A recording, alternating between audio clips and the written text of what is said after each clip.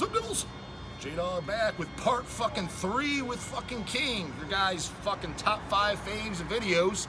Could have got Big D in again, but goddamn it, he stopped by, said hi to King, went home and watched Lord of the Rings again. Is that what it was? He was off to Peru to get a kidney.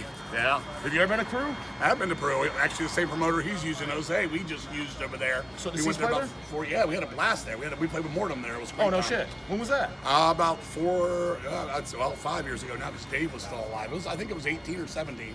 So 5 years ago. Time's a flying. What was the? How was like crowd attendance and reaction? It was phenomenal. I mean, it was crazy because we went down this. We were just walking down a regular old street, and it was like almost like it was a parking garage that opened up into a big thing. I would say there was like fucking 750, 900 people there.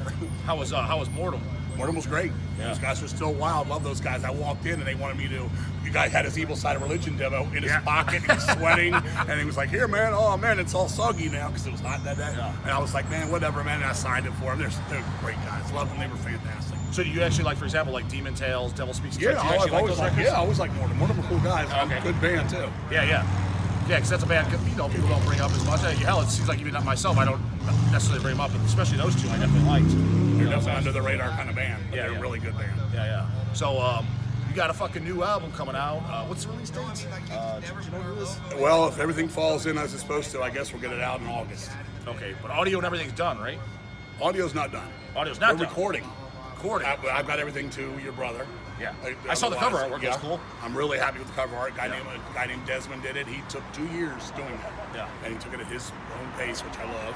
But we're going to record it in May, and in June, we'll have it to you guys by mid-June. It'll be in your hand, and we'll go from there. And Eric seems to think that early August will be plenty to get the CD out. Final is however it falls.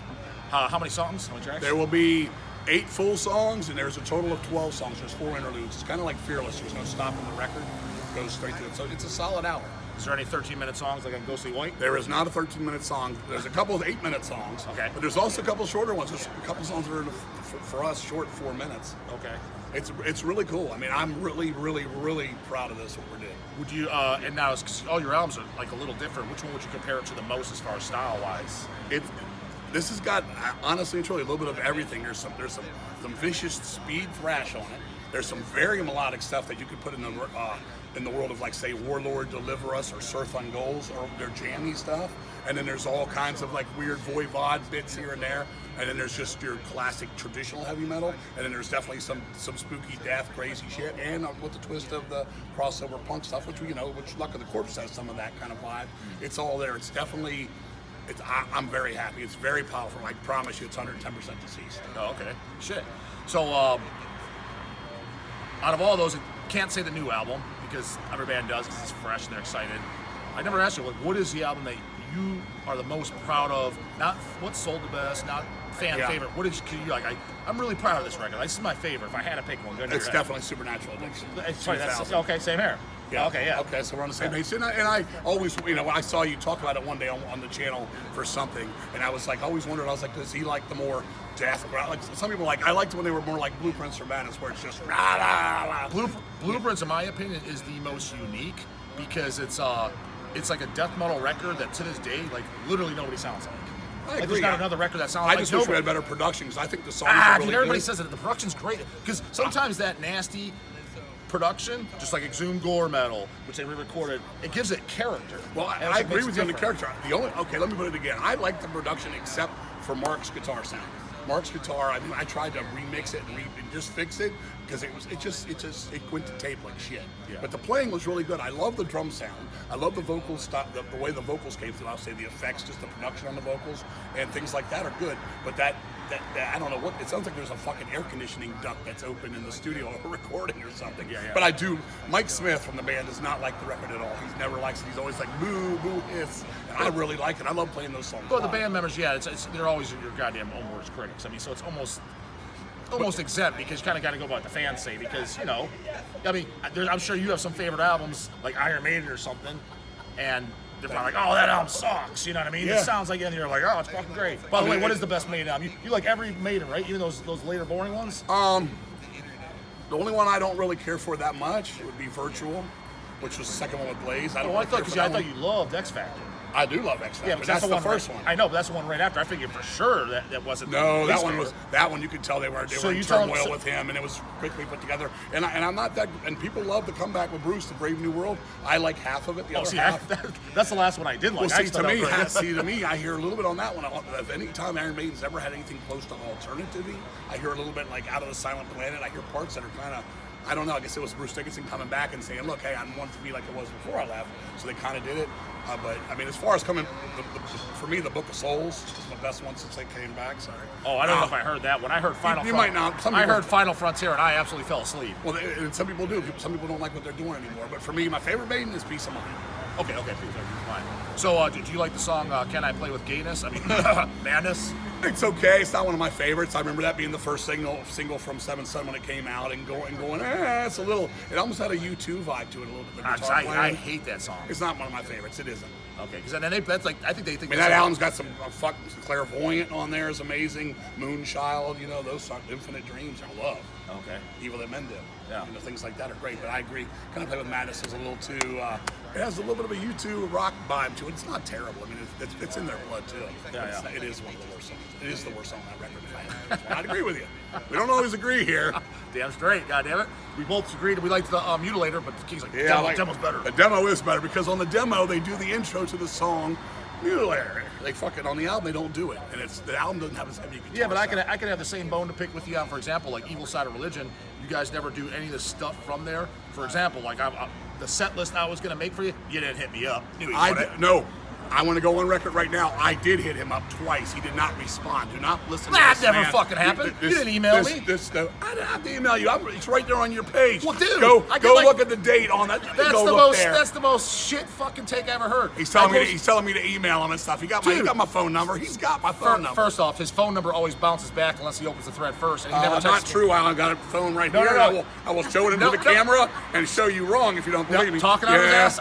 We clarified it. We have fixed it. He had issues at times. It's not fixed. What do you mean it's not fixed? You text me today. It's right here. It's right there. What time are you going to be here? 2:42, 4:02. I'm here. Cool. Get there as soon as I can. But that night early, we're still at the warehouse, leaving soon. Got to eat. And I put a smiley face at 4:04 today. Yeah. But he's right. There was a problem. No, the problem is this. For example, if I delete the thread, and if I resend you a message, it doesn't go through. Matt Harvey's the same. You have to send me it first, and then I respond. Meaning, does that mean my phone's fucked up or his? Probably mine, but you're aware of the situation because I've told you multiple times. I am now because you just told me. No, I told you last time too. Actually, your girl told me. Right, she had a message you on your own. Well, you could have come through her. It seems to work for us. He's got my email too, but I'm just saying. He's like, I hit him up on a video. Meanwhile, he posts one every single day, and each one gets well over 100 comments. How the fuck am I supposed to see that? It's the one that says King Fowley by it. There's two of those, and they're old as shit. Where do you think I'm going? I did though. I promise you. When I saw it, my bass player sent that to me. And then actually I replied to the guy that was basically asking the question, which I know what you're getting at. They want to know why we don't play more of the newer stuff. I would gladly. Yeah, that's the guy who did ask that. Gladly do more new stuff. The situation is this. I live in Pennsylvania. Our guitar player, one of them, lives in D.C., Maryland borderline. The other guitar player lives up in Maryland in the mountains. Basically, our drummer lives in Georgia, okay? And then basically from there, the only way to get together is to get together. And it's harder than it sounds, and when we do get together, it's to go through the stuff to play on the tour. So now we have this thing, it's called homework. You do it, you show up, like for this tour. They jammed one time the day before we left, okay? I want to do all the new stuff. I'm tired of playing the same set, but I feel like Sabbath with Iron Man, Children of the Grave, and Paranoid. I want to do a lot of shit. I want to do Laboratory of Joyous Gloom from Surreal Overdose. I want to do fucking I would love to hear you guys, Distorted Lair, the 15-minute tune live. I would love to hear you guys do A Visit from Dread. I think that sounds great. He loves that. And you were saying stuff that wasn't Blueprints, that wasn't Triangle or Morbid Shape in Black. Correct. And those are the two that everybody here knows without having to go over them again. Yeah. But we would love to do that. And we will. We've got plans when the new record comes out to do a whole get-together weekend and learn all kinds of different shit. It's in the works for sure. But I know he was going to bitch at me about something about Evil Side of Religion we don't do. Yeah. Well, so for example, because you're talking about characters, introduction on Mutilator demo, so obviously you pick up on stuff like that too. Because on the Evil Side of Religion demo, one of my favorite thing is after the bloodshed when it goes, he's like, death is only the beginning, shit like that, and then eat by disease, eat with disease, But we never recorded Eat My Disease, so I couldn't have redid it for you. But I would No, love no, to. you don't need to fucking redo it. We can still play it live. But we got a fucking oldie. It's from the demo. That's right, Dawn of the Dead. You're not here. We got a demo song for you.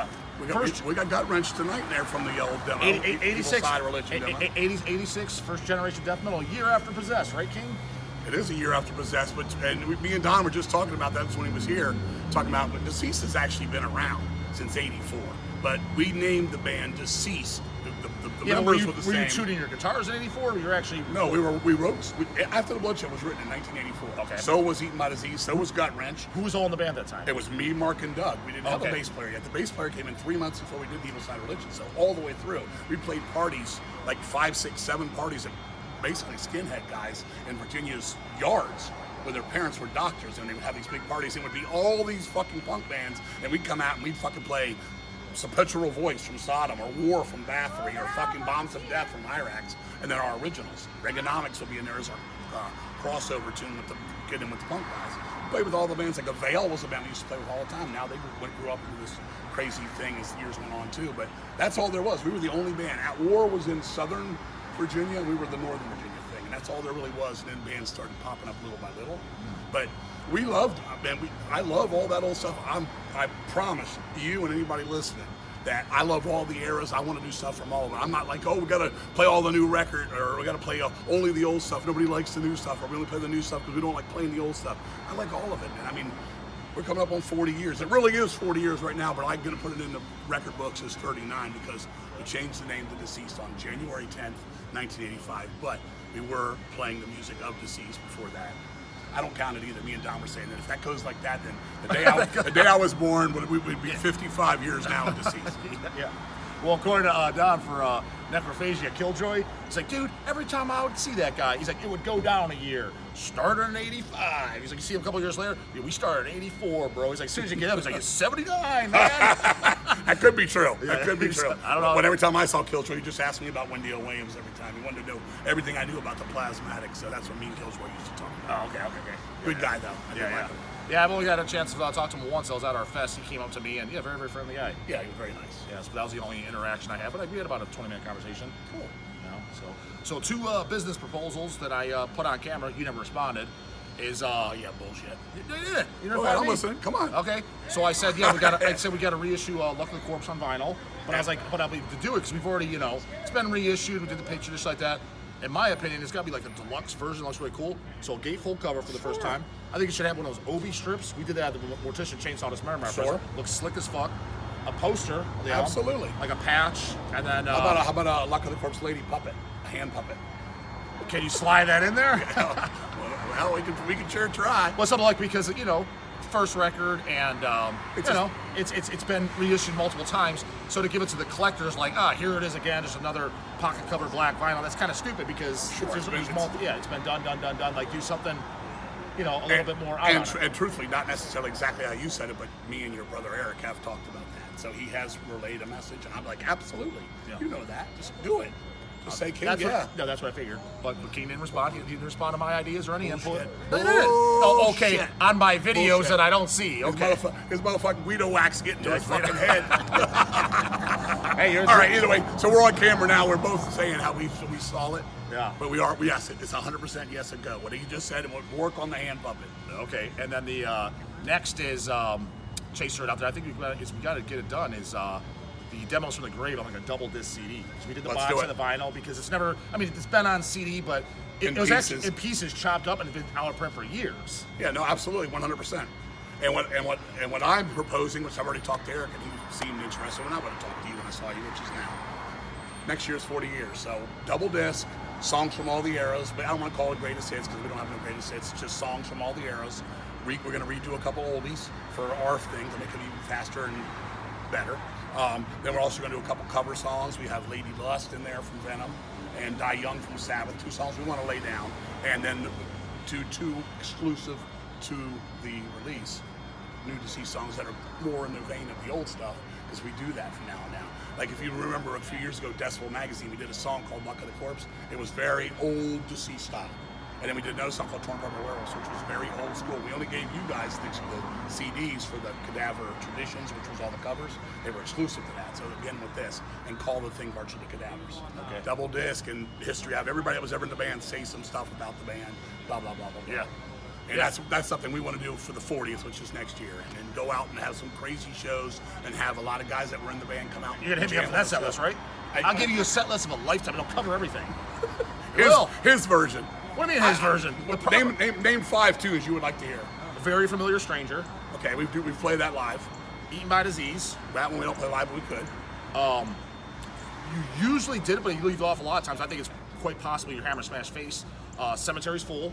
Yeah, we played that. Yeah, that's been out for a little bit. The reason that one didn't stay in when Dave was alive, our drummer that passed away, was the drumming on the demo was so like off crazy that he was like, man, we got to get this locked in. He always felt like he was fucking it, fudging it.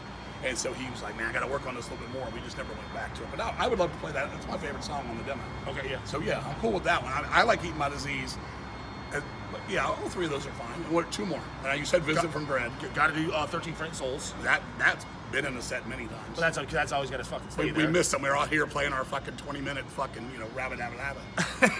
Yeah, 13 is it. We're only doing 5 songs. We have 30 minutes. I mean, I'll tell you right now what we're playing tonight. We're doing Night of the Deceased. We're doing Haunted Cerebellum. We're doing Fading Survival. We're doing the first part of Silent. We're actually doing 6 songs. We're doing Gut Wrench, and we're doing Fearless on Dead Machines. Okay. So we're doing 6 songs, and we're getting on, getting off.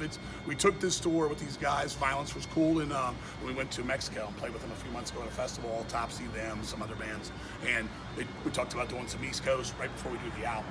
And all this stuff is so close to where we are, so it's easy to go. It's not like we're running all over like we did with Bulldozer. We were all over Vancouver 1 minute, over fucking Tennessee. So that's why we did this. And 30 minutes, get some different people out. Some people that go to more of the thrash, old school thrash bands like Violence or Exhorder, that might not go to a deceased show on its own. And you go out and just do your thing. Everybody's been cool. It's been fucking fine. Having a blast. But that's why it's short and sweet. But trust me, it's fast as fucking shit. The vocals are fucking spot on. We ain't cutting no corners. Your 5th one, another one that you guys probably have never done ever, is Vomiting Blood. Oh, we've done that plenty of times, and just so you Not when I was there. And I know, well, you got to come to more shows. I've had every deceased show in Cleveland. That's true. Since fucking 2000. Yes. There's probably 1 or 2 that wasn't. Vomiting Blood is one of the songs we're going to redo for the March for the Cadavers. Oh, okay. Sick Thrash, Vomiting Blood, and Below the Tombstone. The 3 songs we redo. So what do you guys, death metal from the grave and also stick thrash, so technically what do you consider deceased then? Death metal from the grave. I don't give a fuck what anybody says about all this burger, arg shit. I remember long before any of that stuff was around, when the most extreme stuff was Slayer, Fight Till Death. It was, oh my God, nothing can go faster than this. Then it became, someone's going to tune down, like Napalm Death came along. And then people were like, well, I can make the vocals even more crazy. I can play the speed even faster. And then everything changed. But when I was growing up, and we've talked about this before, I remember when Metal Church was called death metal, because they were singing about death, and it was metal. Surfing Gold, before the Grr or bands. Well, there's that comp that it's called death metal. It's Running Wild, Hellhammer, Dark Avenger, and Halloween. Exactly, and that just a sign of the times. Yeah. And that's why Hellhammer was considered so extreme, because Halloween was like, we don't sound like this, and Hellhammer didn't sound like them. Yeah. But trust me when I say this, we still got quite an edge to us. We're not getting old and fucking tired and going to turn into what he would probably think Iron Maiden's turned into. They have. I love Iron Maiden. They're my favorite band of all time. I think the new album was really good. I thought it was soundtracky more so than heavy metal full on. I thought the Book of Souls was the best heavy metal one for them. I think Final Frontier wasn't that great of a record overall. It seemed like kind of tossed together. I think A Matter of Life and Death was better than that, and I like Dance of Death better than that. But I still think live, there's no band on earth as good as them. And then Steve Harris is the same guy. You look at all these other bands. Look at where Rob Halford went to industrial and, left the scene. Metal sucks. There's Steve Harris. You look at him in 1985, look at him now. It's the same exact guy. Even to look at him. I met the guy. He was super nice. Went and saw him in Lancaster, PA. He was playing with that band, his British Lions that he played bass for. Just a rock band, kind of like UFO, a little bit of modern stuff to it, but he was playing bass in a club, and they played till 1:30 in the morning. It was January, the year COVID came. It was fucking freezing outside, but inside they had the heat of pumping. And when they finished, Not only did he jump off the stage, he took his amp like as if it was his first show ever, rolled it off the stage, and people were like, I hear Steve Harris is sticking around and signing stuff for people. And the people there were like, nah, he's gonna leave, he's gotta be in New York at 4 o'clock. And all of a sudden he had some guy come out and said, look, he's gonna take a 5-minute rinse off, get fucking ready. He'll sign 2 things to everybody, no charge, nothing, just make an orderly line because he's gotta be in New York for the next thing. So he was super cool. And that's my fucking idol. What year was that? That was the year when COVID came. That was okay. before it happened. So it was like 2020. That would have been okay. And so like that, and you see people like that. So Maiden, I mean, they made their career out of playing shows and just being Maiden. Whether we like, Can I Play With Madness is not the best single. We'll both admit that. Angel and the Gambler is fucking horrid. But that aside, I mean, come on, it is what it is. They're still the masters to me. And Deceased is still doing what we do, so anybody that's looking forward to Children of the Morgue is, you know, Hell's fucking Headbangers been nothing but great to us. Everything they said they'll do for us, they've done for us, as I always say. Every time we come to Cleveland, I go up there and say, Relapse sucks, Hell's Headbangers doesn't. That's part of the show. You're gonna be more in trouble. Yeah, who's gonna stop? Who's gonna stop you, man? No, you got besides me. You dicked me on my John Gallagher Dying Fetus interview. Oh, did I? Yeah. Because of that?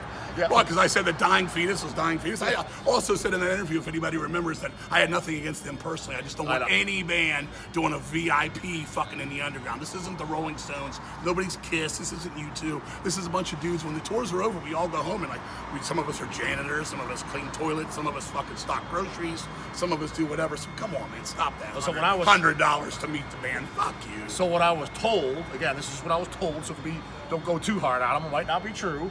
I'll see them at some point, and I'll go right to their ass. No, but so a guy emailed me like a couple days before they came to Cleveland, did the meet and greet, right? And he told John, hey, you got to go on J-Dog's channel. He's like, yeah, I know who he is. I've seen his videos. He's like, I don't know. I saw that one we did with King, and you know, King was talking shit about us. I'm like, dude, what right the fuck's now, that got to do with me? Nobody talked shit. I said I didn't like the VIP thing. I also said, go back, grab the episode. If you could edit this in, maybe you will. Edit in there. I said, I have nothing against the guys. We see each other. I say we this joke all the time. So don't say you got to talk shit, John, because I didn't. Go back and watch it. You might not say that's what somebody told me. Vinny was in the band and was talking bad about him because when he was in the band, he was acting like a rock star dickhead. Wasn't you guys acting that way? What I'm disappointed in you guys is this is the underground. This is supposed to be about everybody having fun and keeping things cool. We got away from the fucking rock star life to be the underground. So don't bring that shit in here, charging people to meet somebody. It's a fucking signature on a piece of paper. Stay with that. That's my opinion on it. If you don't want to do it, you don't do it. But that's my opinion. I'm going to say what I want because this guy says what he wants every fucking day on the show. And I come on here because I'm allowed to say what I want. If this was Relapse back in the fucking day, they used to have a guy follow me around when we were doing festivals and watch my interviews and literally try to censor and editing me. In San Antonio, they know that's true. They were like, oh my God, he's doing a whole bunch of press today. Follow him around and don't let him say anything bad. Even though the things I was saying wasn't just making fun of bands to make fun of them. It was because fucking there was problems in the scene. If you're a dick, I'm calling you out. You can call me out if I'm a fucking dick to you. I've never been a dick to anybody that wasn't a dick to me first. Yeah. I'm not that kind of guy. I'm a very nice guy. Too nice. People used to say, my guitar player Shane said this, King used to be like feared by a lot of people because he was crazy and drunk and anything could go. Now he's a teddy bear and everybody wants to hug him, which I don't like. I am the nice guy, but come on, don't make me a teddy bear. I don't want to be that. All right. I just want to be honest and do our thing. We've been doing this I'm 55, 56 this year. We're on the road. We're having fun. Everybody's out to have fun. I want to keep ticket prices down. I want to keep merch prices reasonable. I want to keep the record labels doing stuff, quality stuff, and not just bullshit. Just go there. Work together. Nobody has any money. But do you have a problem if he makes a living off the band, which I'm sure that's his goal? Do you have a problem with that? Well, it's still, bottom line to me, it's like your signature isn't worth shit. Well, it is to some people, maybe. Well, if they want to pay it, I guess they can. But to me, this is part of what I help in my small fucking dedicated mind build all these decades. You know what I'm saying? Well, you're one of the guys that helped spawn the genre. You're there from day one. Demo after Possessed, right? I just right here, kind of 3 days after. I don't know if it was 3 days, but it was a year. Not if it was Killjoy. Yeah. Wait, what's that? I got 20 minutes. Okay, yeah, okay. 5. Well, I got 3 quickies then. 3 stories confirmed true or not true. They're oldies. I know you did a lot of drugs back in the day, so you might not remember. My memory's perfect. Okay. So I heard these stories. 1, you used to have a party back in the day called Death Bash. Yes. Okay, that's true. And it's 100% true. And yes, there was a night there was so much beer there. They brought the aluminum truck in there. That's a story. I think it's a story. So Death Bash confirmed. supposedly, Oops, sorry for talking. somebody showed up, knocked on the door. You know, somebody come to the party, right? You open the door, you literally knock the guy out. He's down on the ground. That's what you get for wearing a sweater to death. That's not what happened. What happened was this.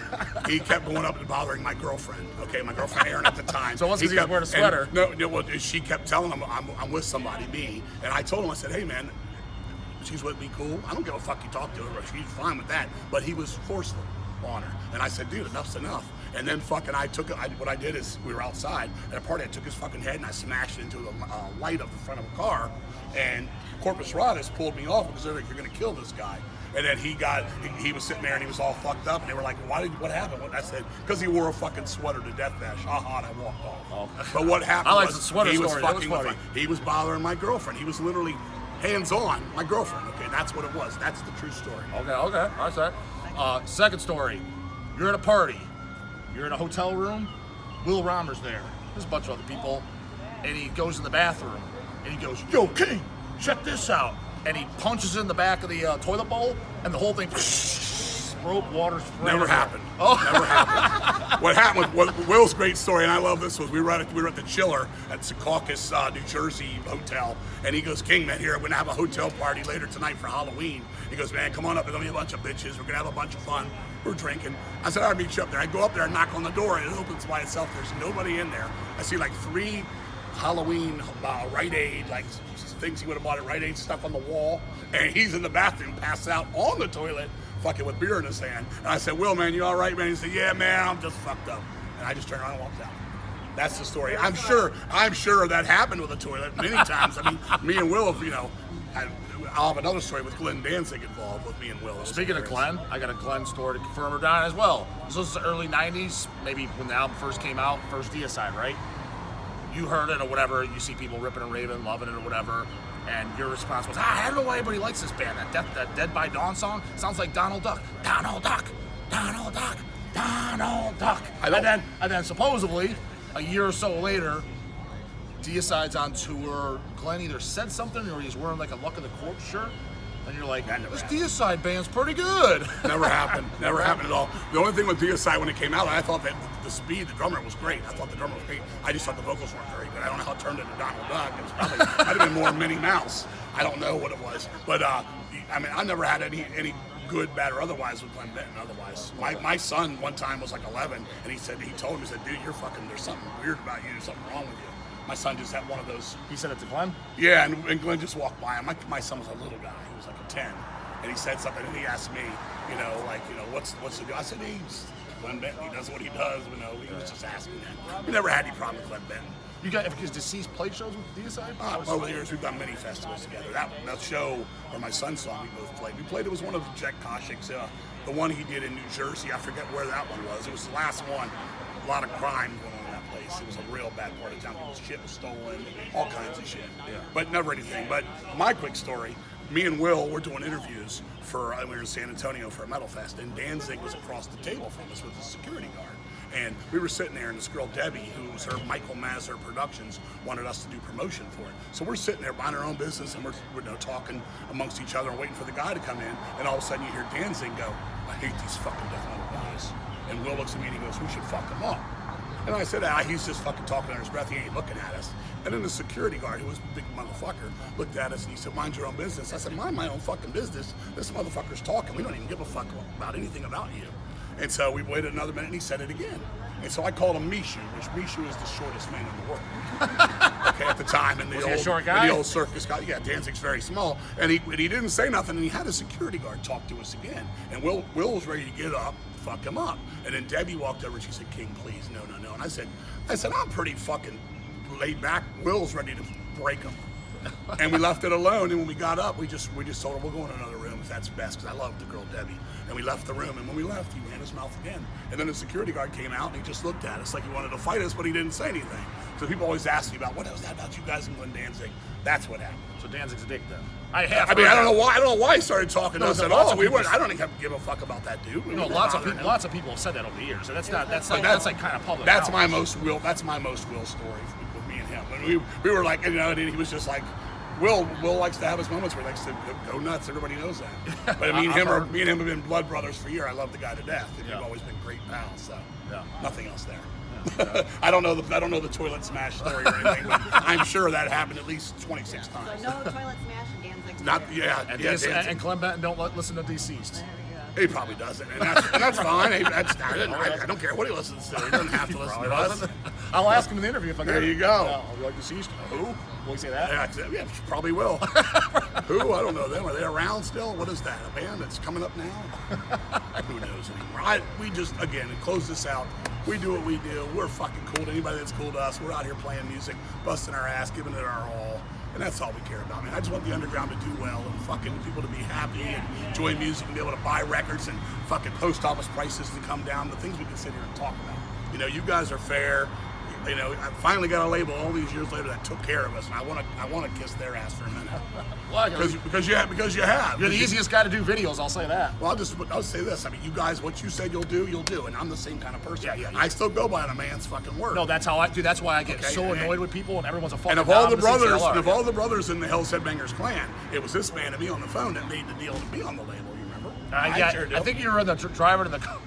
I won't even say what you said. You're coming back from a fest. I won't even. What did I say? Tell me. I was like, so King, how was the fest? Oh, dude, Wigger fest. I was like, bad. I was like, oh, I know what it was. I was like, who? Your band's like Ghoul. I'm like, I like. It wasn't Ghoul. I was like, Ghoul's not. What are you talking about? Ghoul's not. No, Ghoul's not a yo boy. I'm like, what? I was like, I like Ghoul. How are they a fucking Wigger fest? That wasn't what I said. That's what I heard. It wasn't Ghoul. I would never call that stuff. I'm talking about turn your stuff. You talking about turn your head. Oh, I know that. Yeah. Break it down, fuck shit up. No, I'm aware of what it is. That's why I was like, that's what we played. I think it was. I was like, he's seen the wrong band. I think it was for Gutter when we were playing for Gutter Christ at the time. That guy out of Philly. What it was, and it was just a weird fest because we didn't fit in, and it was something we did as a favor, and it worked out fine. But we did get on the label. We love the guy. We love the fucking, you know. Yeah, he doesn't contact the label guy for a set list, but he's going to be for the 40th anniversary. Bullshit. Maybe. Ask Eric how many times I've called him, and maybe he hasn't. Yeah, that's Eric. I'm not Eric. That's a brotherly thing now. That's not Eric. I'm not Eric. Yeah, I get that, but at the same time, I got to talk to somebody. He's the one that gets in touch, and I get in touch with him. You'll be my new go-to guy. Yep. And let me say one more thing, since he wants to break my balls. I remember one about 6 months ago where he was like, someone asked the question, when are you going to re-release Supernatural Addiction on vinyl? And then he said, well, I'll get with King. I'm sure you won't have a problem doing it. We'll do it next year. Little did he know, it was already on its way. Yeah, Chase ripped me. Done. Well, dude, no, because Chase done. Yeah, because Chase ripped me a new one. That fucking morons. I was like, well, dude, I'm ripping them one too. Well, no, because they set that shit up, and some of the stuff we don't ask each other if it's already like, for example, we had files because that worked before. It's just like, yeah, it's a given. Like, I don't need to ask Justin. Of course he's going to be good for it. But hey, people didn't run it by. Just like fucking the band's Flu. It's like, you didn't hear our new album. I was like, Chase didn't give me audio. I was like, you set it up through him. How the fuck should I know? That's why I asked you. If the Deceased started, so what it's gonna be, dude? You're gonna do the new Deceased. You're gonna submit the Chasey Boy, and Chasey Boy ain't gonna get shit. I'm gonna hear it when it comes out. I'm gonna start CCing all of you guys. Yeah, exactly. We'll see who gets back to me the quickest. Because so far, Eric has been the quickest. Really? Yeah, I heard he's slow as shit now. Dude, his nickname's Easy E, but behind the thing is Slowy. I guess I got a special place in hell with him. I guess so, yeah. He must actually like you. Maybe he likes you more than he likes us. But we love the guys. And one more time, you people that get to me and go, tell this guy to stop, he's stupid. Or the other people are like, I love him, brah brah, and all that shit he does, devils, and all that horse shit, whatever the fuck it is. He's having a blast. Well, you tell me how many people have come up to you because of my videos, said anything? Like oh, I've had people go, dude, why are you on that label? That guy's stupid. He charges money for questions. And then the Guido hair. He's like, he makes fun of people's hats and shit. Hey, you gotta make. And I want to say something before I leave. I'm wearing a backwards baseball hat right now, and he's asking me knowledge because he says that. But what about this hair right here, man? Well, it's got to do something, man. It's fucking falling out. Got to mine too. Yeah, so we should have your lovely wife in the thing, and we should both step out of the thing and let her do it. Yeah, I know. They would get more views then, and then I'd feel bad.